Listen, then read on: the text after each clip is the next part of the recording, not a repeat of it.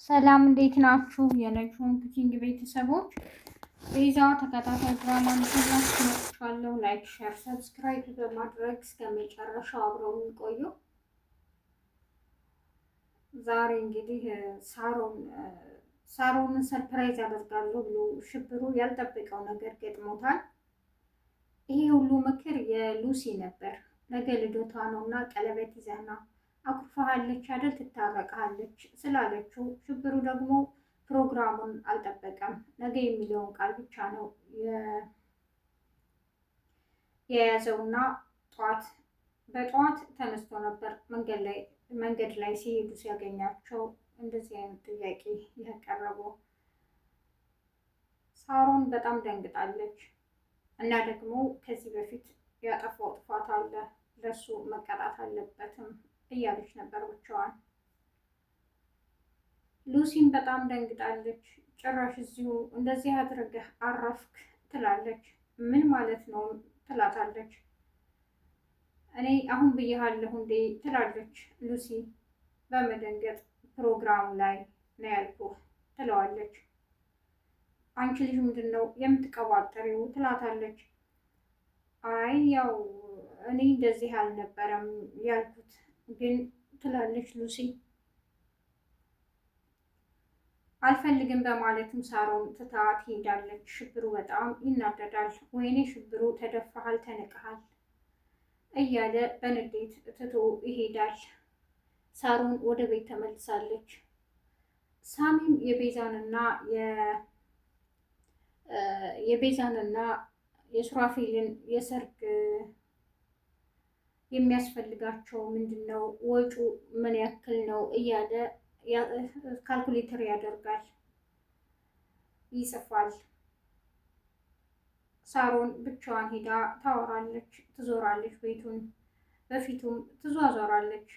ሁለቱም እሱም የራሱን ሀሳብ እሷም የራሷን ሀሳብ ያወራሉ። ለመሆኑ ምንድን ነው የምታወሪውም ይላታል።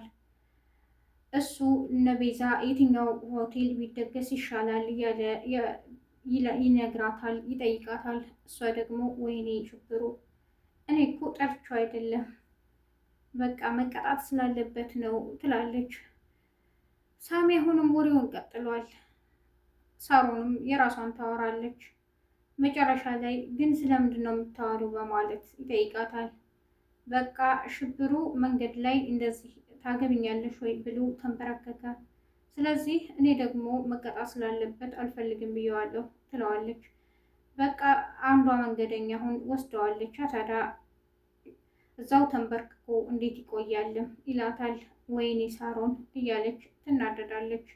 አይ ጠልቼው እኮ አይደለም ግን አናዶኝ ስለነበር ትንሽ ጸጥ ማለት ነበረብኝና ትለዋለች።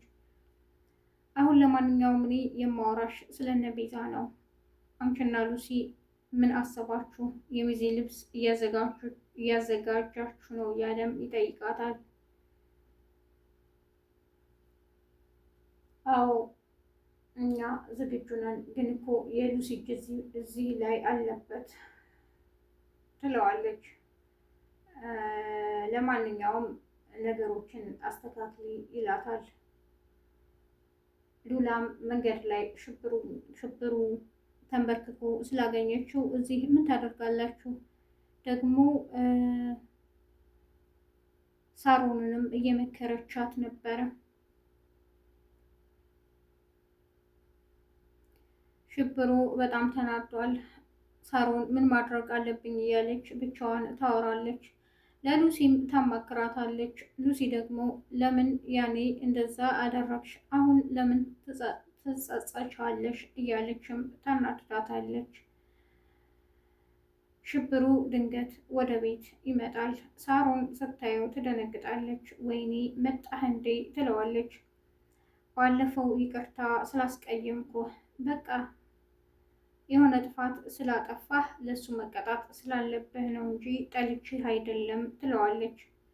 እሱም ወደ ታች ቁጭ ብሎ ጫማውን ያስራል። ሳሮን እጇን ዘርግታ በቃ አገባሃለሁ ትለዋለች። እንዴ እኔ እኮ ጫማዬን ላስር ነው ይላታል።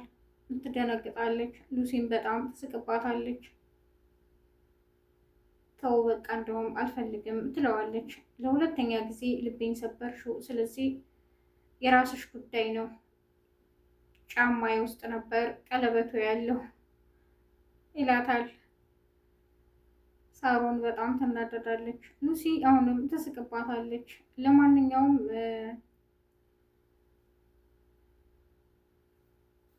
በሉቻው በማለትም ሽብሩ ሊወጣ ሲል ሉሲ እንዴ ምን ሆነ ነው ትላለች። ሳሮንም በቃ ይቅርታ አታደርግልኝም ትለዋለች። ሽብሩ ስለሚወዳት ተመልሶ መጥቶ ቀለበቱን ያደርግላታል። ሳሮንም በጣም ደስ ይላታል። ሉሲ እንግዲህ የራስሽ ጉዳይ ተቃጠይ ትላታለች። ቤዛና ሚዜዎቿ ተሰብስበው ልብስ ይመርጣሉ። ቤዛንም ይህን መልበስ አለብሽ በማለት ቆንጆ የባህል ቀሚስ አልብሰዋታል። ሳሮንና ሉሲ ሚዜ ስለሆኑ ንትርካቸውን ቀጥለዋል።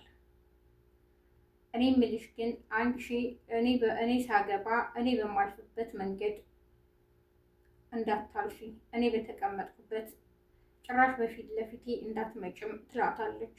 ቤዛኔን አንደኛ ሚዜ ስላደረገች ተናደድሽ እያለችም ታናደዳታለች። ሳሮንም ለምን እናደዳለሁ? ቤዛ ማለት እኮ ካልነበርኩበት ህይወቴን ያወጣችው ምርጥ ሴት ናት ትላታለች። እሱን ልክ ብለሻል፣ እኔም ይህን እመሰክርላታለሁ፣ ያንቺን ብቻ ሳይሆን የኔንም ትላታለች። ለማንኛውም አትጨቃጨቁ፣ ምንድን ነው ማድረግ ያለብን እያሉ ያወራሉ። ሱራፌልና ቤዛ ካፌ ውስጥ ቁጭ ብለው ሲያወሩ አምሽተው ነበር እና ቤት ውስጥ ቤዛ ከሄደች በኋላ ልብሷን እየለበሰች ነው። ይሄ ያምራል፣ ይሄ አያምርም እያሉ ከሚዜዎቿ ጋር ይመርጣሉ። ሱራፌል ድንገት ይመጣል። ቤዛን ሳያት በጣም ይደነግጣል እና እኔ በጣም ደስ ብሎኛልም እያለ ያወራሉ። ሳሮንም እድለኝነት ነው ለሁለተኛ ጊዜ እንደዚህ መሞሸር እና ለአንዴውስ መች ሆነልን፣ ግን ደስ ይላል ትላታለች። የዛሬው ክፍል ይህን ይመስል ነበር። በቀጣይ ክፍል እስከምንገናኝ ነጅሆም ኩኪንግን ላይክ፣ ሼር፣ ሰብስክራይብ በማድረግ አብራችሁን ስለቆያችሁ አመሰግናለሁ። አዲስ የምትመጡ ቤተሰቦች ነጅሆም ኩኪንግን ላይክ፣ ሼር፣ ሰብስክራይብ ያድርጉ። በያላችሁበት የዓለም ዳርቻ ሰላማችሁ ይብዛ። መልካም ቀን ባይ